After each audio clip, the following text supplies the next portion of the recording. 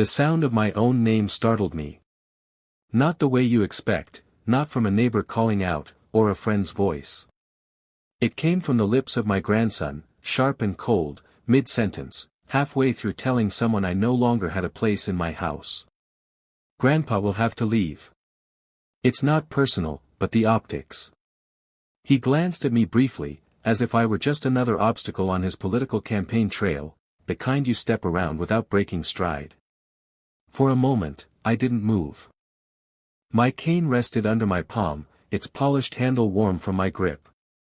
This was the boy I'd carried on my shoulders through blizzards so he could see the town Christmas tree. The boy I'd taught to read under the flicker of our old oil lamp during power cuts.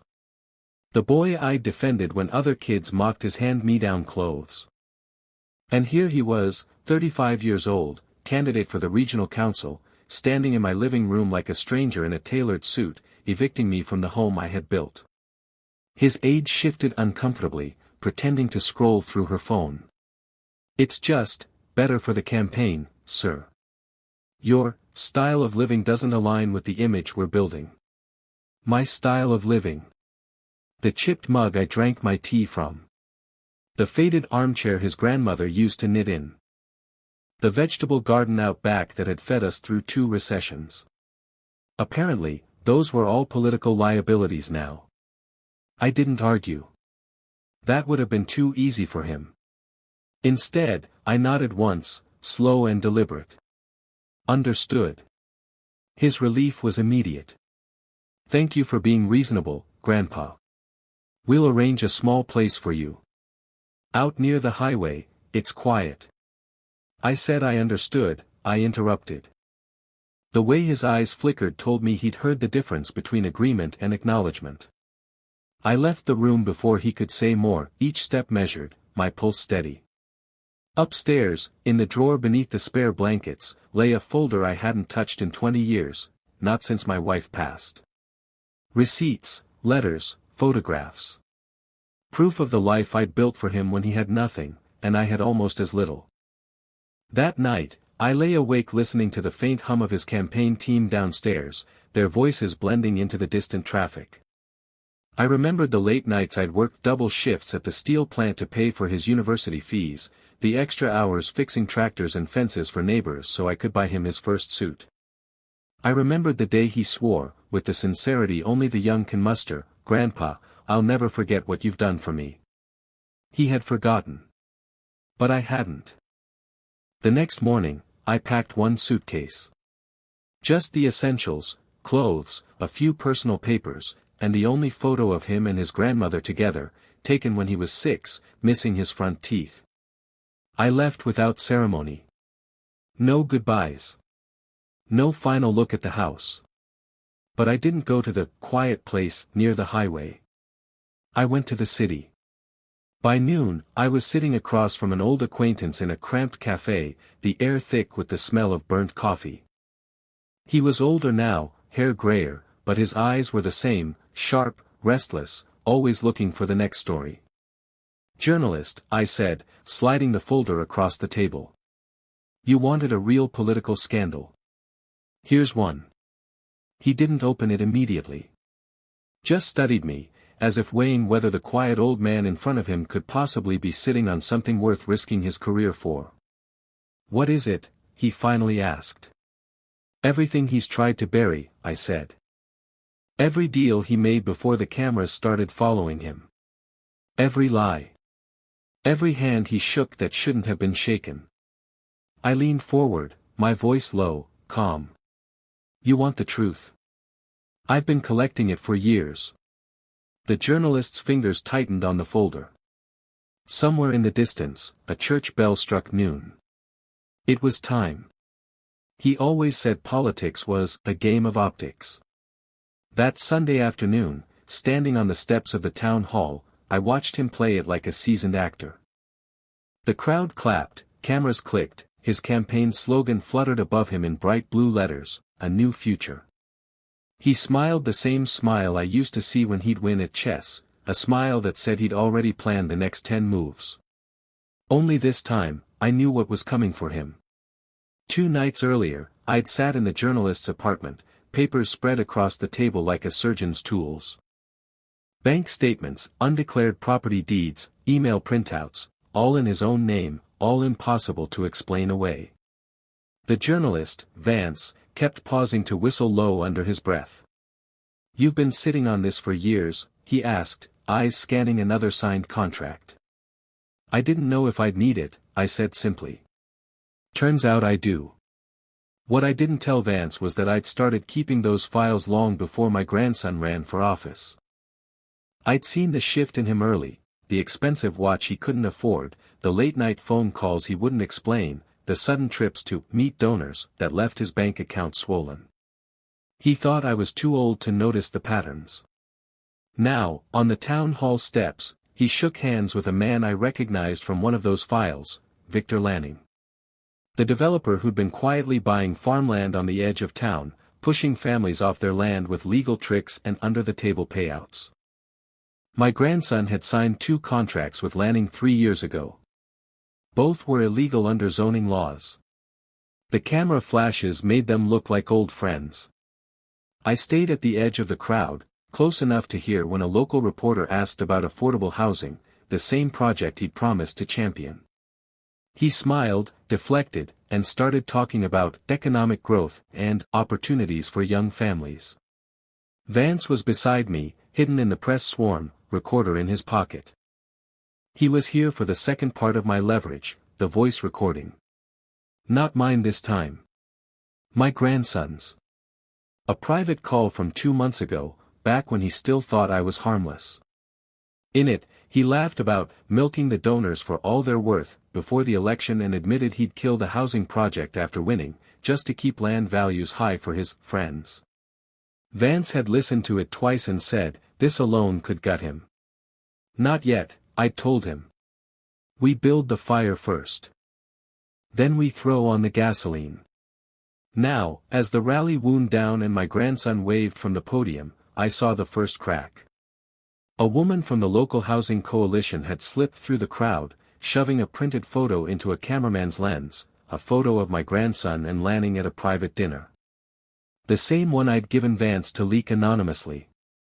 He spotted it, just for a moment, and his smile faltered. Only slightly.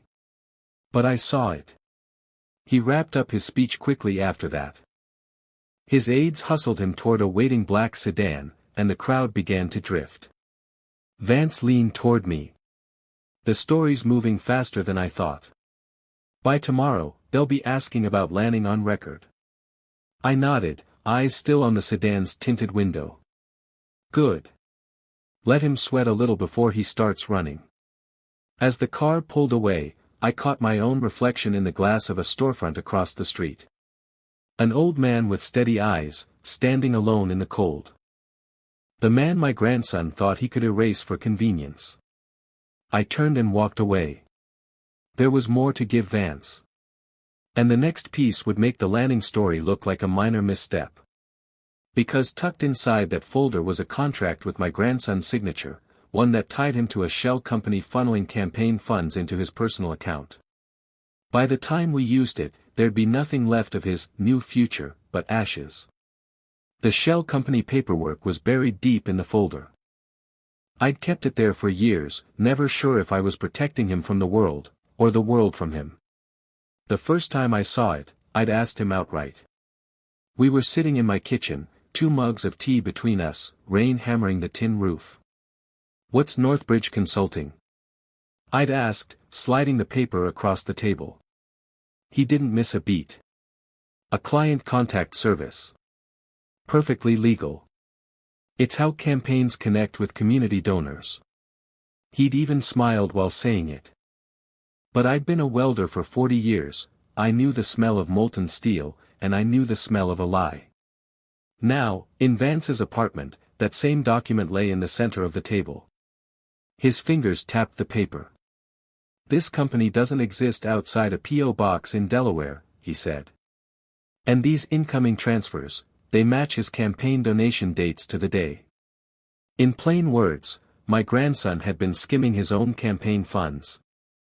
It was the kind of corruption the public understood immediately, no matter how many speeches he gave about misinterpretations or administrative errors. We agreed to sit on it. For now. Timing mattered. You don't fire your biggest shot at the start of a war. That week, I started walking the city in a way I hadn't since my youth. Not the tourist streets, but the corners where rumors gather, cheap diners, union bars, back offices of community papers. I listened, asked careful questions, and collected fragments. A retired council clerk told me about a zoning vote my grandson had pushed through that benefited exactly one property owner. A former volunteer whispered that donations were being redirected for strategic purposes. A waitress mentioned how often she saw him meeting important-looking men in the back room of the same steakhouse, always leaving with a new envelope. Piece by piece, I built a lattice of his dealings. Each connection led back to money, and each thread wound tighter around him. By Friday, Vance had the first article ready. It wasn't the big hit, not yet, but it was enough to draw blood. Headline: Candidate's ties to controversial developer raise questions. The Lanning connection was laid out in plain language, backed with dates, contracts, and that damning photograph. The reaction was immediate. Local radio hosts tore into him. Online forums lit up with speculation. Opposition candidates smelled blood and circled like sharks. His aides issued a statement calling it political mudslinging, but the tone was already defensive. That night, I sat alone in a corner booth of a quiet cafe, watching the evening news. They showed a clip of him leaving his campaign office, jaw tight, refusing to answer questions. His smile was gone. I sipped my coffee slowly, letting the bitterness sit on my tongue. He still didn't know I was behind it. Not yet. But he would, when the next article dropped. Because Vance was preparing the real blow, the shell company exposé, complete with transaction records, donor statements, and a trail that led straight to my grandson's bank account. The plan was simple: we'd let the Lanning scandal soften him up, drain his public trust, make his allies nervous. Then we'd drop the financial story, the one even his most loyal backers couldn't ignore. And when that happened, no house, no campaign office, no donor dinner would feel safe to him again. The article went live at 6 a.m. on a Tuesday. By 6:07, his campaign's official page had gone silent. I read the headline 3 times, letting each word sink in. Leaked records link candidate to misappropriation of campaign funds. Vance hadn't pulled a single punch. The story opened with the bank transfers, amounts, dates, routing numbers, all matching donor deposits that had been rerouted into a Delaware shell account. My grandson's signature was there, crisp and undeniable, on the incorporation documents. No room for denial. No way to call it coincidence. By 7:30, the phones in his campaign office must have been burning. The local radio stations read quotes from the article over and over, some with barely concealed glee. Callers lined up to speculate on what else he might be hiding. I didn't call. I didn't need to. Instead, I walked down to the newsstand, bought a paper, and folded it carefully in half. The print felt heavier than it should, the kind of weight that could break a man's career. Across town, cameras were already gathering outside his campaign headquarters. His press secretary tried to read a statement, but her voice shook. "These allegations are baseless," she said, blinking too quickly. "The candidate has always acted with integrity and within the law." Vance sent me a text at noon: "He's holed up. Refusing interviews. Donors pulling back. Exactly as planned." But the true beauty of this kind of downfall is momentum. Once it starts rolling downhill, it doesn't stop. By the afternoon, one of his own campaign staffers had leaked an internal email, his own words, instructing aides to manage donor expectations, while funds were temporarily redirected. The phrase "temporarily redirected" became the headline on the evening news. I sat in my rented one-room apartment, the hum of the fridge in the corner, watching him on the television. He stood at a podium, dark circles under his eyes, trying to smile through the chaos. His tie was crooked, I'd never seen him that way before. "This is a misunderstanding," he said.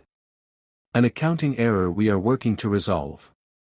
But when the reporters shouted follow-up questions about the Delaware address, about the signature, about the dates, his jaw tightened and his voice wavered. Behind him, his campaign banner fluttered in the wind, its slogan, "A New Future," looking more like a question than a promise. I switched off the TV before the end. I didn't need to see him retreat from the podium. He was rattled now, thinking about which allies might abandon him next, which story might break tomorrow. And tomorrow's story was already in motion. Vance was working on the zoning scandal, the quiet rezoning vote that had enriched one single developer while displacing 3 working families.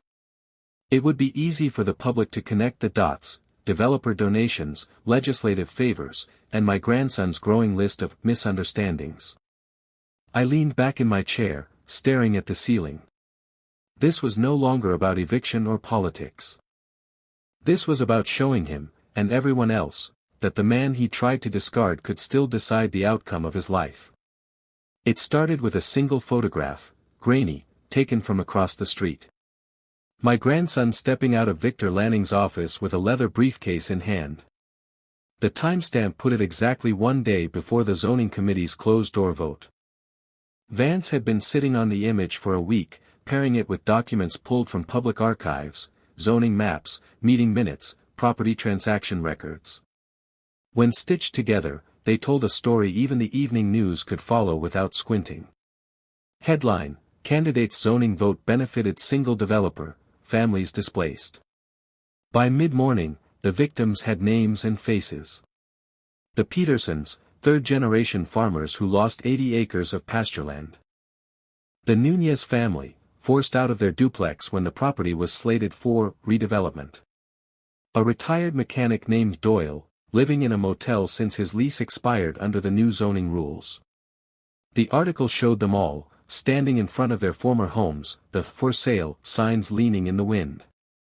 Right beside those photos was my grandson's smiling face at a ribbon cutting for a revitalization project that had never broken ground. The connection was too clear to ignore. Lanning bought the land cheap. My grandson's vote cleared the legal roadblocks. Donations from Lanning's network appeared in his campaign account within weeks. By noon, the local talk shows weren't asking if he was corrupt, they were asking how deep it went. A city councilor called for a formal ethics investigation on live TV. Another hinted that criminal liability wasn't out of the question. I watched his press conference from my apartment. This time, there was no attempt at the polished statesman act. His suit was rumpled, his smile brittle, his voice catching as he blamed partisan attacks and misunderstood community development plans. One reporter, a woman from the public radio station, cut through his defense like a blade. "Sir, 3 families have been displaced and their properties remain vacant. Do you stand by your vote?" He hesitated. Just for a heartbeat. But it was enough. That pause would replay on every channel for the next 24 hours. After the cameras cut, I imagined the conversation happening in whatever back room they hustled him into, aides whispering about donor calls, strategists suggesting he step aside temporarily to avoid further damage. That's the thing about public trust: once it cracks, the whole structure starts to shake. Vance called me that evening, his voice low but charged. "He's bleeding out in the press. I give it a week before someone in his own circle sells him out for immunity." I almost smiled. Not because of the downfall, that was inevitable, but because of the precision. Every strike so far had been deliberate, timed, and irreversible. And I wasn't finished. Not until I burned the last of the bridges he thought would carry him through this storm. Because sitting at the bottom of my folder was a set of photographs he didn't know existed, proof of a meeting he'd never admit to, with people whose names could end more than just a political career. The photographs were the kind of evidence you didn't send by email. They were printed, high resolution, stored in a plain manila envelope that had sat under a floorboard in my old house for nearly 4 years. I'd taken them myself. Back before his name was on billboards, when he was still the promising young councilman, cutting deals in quiet corners. I'd followed him one evening after noticing he'd left a donor dinner early. No driver, no aide. Just him, his car, and a look in his eyes I'd learned to recognize, the same one he'd had as a boy when he thought he could sneak cookies without me noticing. That night, the trail led to a warehouse on the edge of town. The kind of place with no signage, just a rolling steel door and a single bulb burning over the entrance. I stayed in the shadows as he got out of the car and was greeted by 3 men. 2 I didn't recognize. The third, I did, and so would anyone in this city who read the crime blotter. His name had been linked to construction racketeering, bid rigging, and at least 2 unsolved disappearances. Never charged. Never even questioned in public. But his shadow stretched across half the city's development projects. The photos caught everything: my grandson shaking his hand, the briefcase changing possession, the unmarked SUV idling nearby like insurance. The timestamp put it on the same night he'd announced his clean infrastructure plan to the council. Vance didn't need convincing when I slid the envelope across his kitchen table. "You understand," he said quietly, "publishing this will change the tone. This isn't just money mismanagement anymore. This is criminal association. People will start talking about indictments." "That's the idea," I replied. He didn't rush it. The photographs went first to a trusted contact at a national outlet. They verified every face, every date, every location. By the time the story broke, it wasn't just the local press circling, it was reporters with national credentials, cameras that broadcast far beyond our county lines. "Candidate linked to known organized crime figure," the headlines read. On the 6 o'clock news, they paired the images with footage of the crime boss being led into a courthouse 2 years ago. My grandson's face beside his was all the public needed to connect the dots. By the following morning, sponsors were dropping out. A bank withdrew a major loan to his campaign. A well-known community leader issued a statement condemning him outright. The part one watched most closely wasn't in the papers, though. It was his expression as he left his office that afternoon. No smile. No wave. Just the rigid posture of a man calculating how quickly the walls were closing in. He'd built his career on controlling the narrative, knowing what people should see, what they should believe. Now, the images were out there, unspinnable, undeniable. Vance called me that night. "We've crossed the point of no return. Even if he quits tomorrow, the investigation won't stop." Good. That was the point. Because the next leak would do more than end his career, it would open every door the authorities needed to strip away what he thought he'd keep, no matter what happened in the polls. And this time, the source wouldn't be anonymous. I'd kept my name out of it until then. Not because I was afraid, but because timing mattered. A shadow can strike again and again without being caught. But when it finally steps into the light, the strike has to be final. The morning I revealed myself, the air was cold enough to bite. I wore my best coat, the one my late wife had insisted I keep for occasions that matter. Outside the courthouse, cameras swarmed. They weren't there for me, not yet. They were waiting for my grandson, summoned to give a statement about the campaign finance probe. I walked straight to the cluster of microphones. Reporters glanced at me, uncertain, until Vance appeared beside me. "You're going to want to hear this," he told them. That was all it took. The crowd turned. "My name is Walter Avery," I began, my voice steady, carrying over the winter wind. "I am the grandfather of Councilman Avery, and the source for every document, every photograph, every recording you've read about in the last month." The questions exploded at once. Why now? Why him? I raised a hand. He was raised in my home. Fed at my table. Sent to school with my wages. I believed in him, and I paid for that belief in every way a man can pay. And when I was no longer useful to him, he threw me out of the house I built. That was his first mistake. Flashes popped. Somewhere behind the crowd, a woman gasped. I didn't come forward for revenge alone, I continued. I came forward because this city deserves to know exactly who it's trusting with its future. The truth you've seen is just the surface, the rest is already in the hands of the district attorney. I stepped back. Vance leaned into the reporters and confirmed it, full cooperation with the investigation, my sworn statement included, all evidence turned over under my own name. There would be no retreat, no anonymous source to discredit. The courthouse doors opened. My grandson appeared, flanked by his lawyer and 2 aides. He froze when he saw me at the microphones. For the first time in weeks, his mask slipped completely, shock first, then something darker. He walked past without a word. But as he passed, our eyes met. And in that brief lock, I saw the truth settle in him.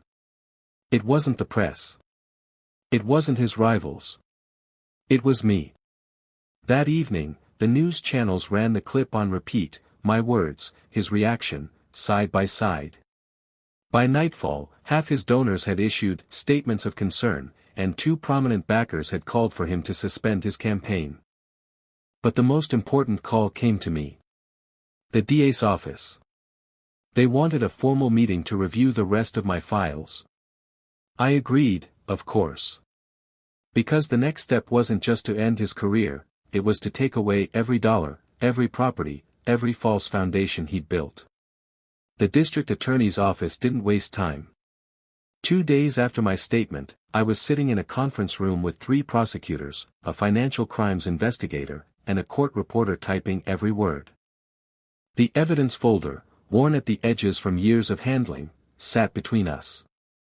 I opened it slowly, letting the contents spill across the table like a map to his ruin. We went piece by piece.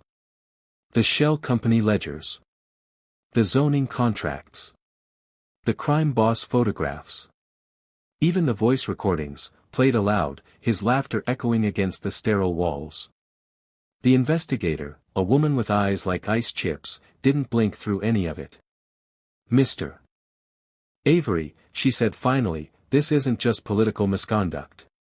This is criminal fraud, money laundering, conspiracy to commit racketeering. If half of this holds up in court, your grandson's looking at years, not months. I only nodded. Years were fine. Years meant time for him to think about every choice that had brought him here. By the following week, the seizures began. First, the campaign accounts, frozen pending review. Then the personal accounts, where donor money had mysteriously reallocated. Next came the property liens, the downtown condo, the lake house bought under a cousin's name, even the luxury car registered to a consulting associate. Each loss hit the news within hours. The public watched him shrink in real time, the man who once promised a new future, now reduced to issuing brief, bitter denials through a lawyer who looked increasingly uncomfortable in front of cameras. I kept my distance physically, but not in reach. Every night, Vance sent me updates, copies of court orders, lists of seized assets, transcripts of depositions where his allies started clarifying their own roles to protect themselves. The most poetic moment came when the deed to my house, the one he'd forced me out of, was placed under review for asset forfeiture. Watching that on the news, seeing the yellow notice taped to the front door I'd once built by hand, I allowed myself the smallest, coldest smile. And yet, I wasn't finished. Because money and property were only part of what he valued. The other part, the part that had driven him into politics in the first place, was the illusion of respect. That would be the final thing I took from him. Vance and I had been saving one story for last. Not financial, not criminal, personal. The kind of scandal that made people turn away when you walked into a room, that burned the last threads of reputation. We agreed to drop it the night before the party leaders were due to decide whether to officially remove him from the ballot. And when they read it, there would be no vote. They'd cut him out like a diseased limb. The last story was never about legality. It was about character, the kind of rot you can't legislate away.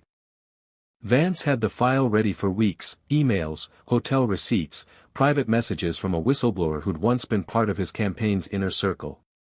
They painted a picture no speech could fix: secret trips during council sessions, consulting, dinners that were anything but, favors traded for silence. The details weren't salacious for shock value. They were methodical, verifiable, damning. Every timestamp lined up with a public duty he'd abandoned, every bill footed by someone who stood to gain from his next vote. We timed it for maximum damage, 10 p.m., the night before the party's leadership meeting. Headline: Pattern of personal misconduct raises questions about candidates' integrity and judgment. It spread faster than the financial scandal had. By midnight, 3 local TV stations had interrupted regular programming to run the story. Social media was a wildfire, photos of him at private resorts juxtaposed with screenshots of city council agendas he'd skipped. The comments were brutal, even from people who defended him through the earlier scandals. Not this. Not after everything else. The betrayal now felt personal to them, too. At 7 a.m., the party meeting began. I wasn't in the room, but Vance had sources inside. By 7:15, the vote wasn't even contested. They moved to strip him from the ballot, citing irreparable damage to public trust. When the press caught him leaving the building, he didn't try to speak. No podium, no statement, just a silent walk to a car that wasn't his, head down, flanked by 2 aides who looked like they were already job hunting. That evening, I walked past the campaign office. The windows were dark, the slogan banner gone. A single box sat on the curb, a stack of glossy flyers with his face and a promise no one believed anymore. I didn't take one. I didn't need a souvenir. The real victory wasn't in watching him fall, it was in knowing the fall would never stop. The investigations were still ongoing. The asset seizures weren't finished. And every person who'd once backed him now had reason to keep their distance, if only to save themselves. I turned the corner, the street lamp humming overhead. There was one more thing left to do, not for the press, not for the public, just for me. Because tomorrow, I'd be making a visit to a certain locked storage unit, one that used to hold all the campaign's archived materials. And when I left, it wouldn't hold a thing. The storage unit was smaller than I expected. 8 by 10, metal walls, a rolling door that rattled when I unlocked it with the spare key I'd taken months earlier. Inside, the air was stale with dust and disuse. Cardboard boxes lined the back wall, each labeled in black marker, Donor Records, 2019. Event photos. Outreach materials. And one marked simply, Archive. That was the one I came for. I slit the tape with my pocketknife. Inside were the remnants of his ambition, old campaign speeches, drafts with notes in his handwriting, photographs staged to look grassroots, and letters from people who'd once believed in him. Some thanked him for fighting for the little guy. Others offered him their last savings for a cause they thought was pure. He betrayed every one of them. I took out the letters first. They didn't belong in here, gathering dust next to the rot. I folded them into my coat pocket, maybe to return someday, maybe to keep as proof of what trust looks like before it's broken. The rest I left in a neat stack in the middle of the floor. Then I struck a single match. The paper curled and blackened, flames licking the edges before catching in earnest. The heat pushed back the chill of the morning air. By the time the fire died, nothing remained but ash. I scattered it with the toe of my boot, closed the door, and slid the lock shut. Outside, the winter sun was pale but steady. I walked to the bus stop without looking back. The news was already old by then. He'd been formally removed from the ballot, his accounts emptied, his properties repossessed, his name spoken only in the past tense by those who used to praise him. Even the investigation into his criminal ties had shifted, not to whether they were real, but how many years they'd cost him. Somewhere in the city, he was sitting in a rented apartment, phone silent, wondering how it had all happened so fast. Wondering which of his enemies had cut deepest. I hoped he understood, by now, that it wasn't an enemy who'd ended him. It was family. As the bus pulled away, I caught my reflection in the window, older, lined, steady. The man he thought could be discarded without consequence. I leaned back in my seat, closed my eyes, and let the engine's low hum drown the noise of the city. Justice wasn't loud. It was final. And so was I.